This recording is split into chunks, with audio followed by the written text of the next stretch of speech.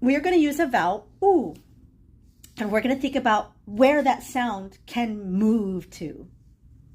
And the first place is the front of the lips, because we usually talk and we sing and we think about this.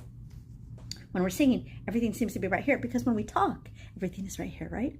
It doesn't have to be when we're singing. Check it out. Ooh.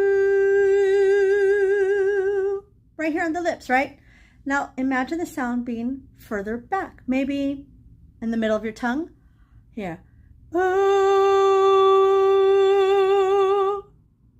Now imagine it being a little bit further back, maybe behind the jaw, the back of your tongue. Ooh. Now imagine it going a little bit further back. Remember we talked about that seal? Ooh.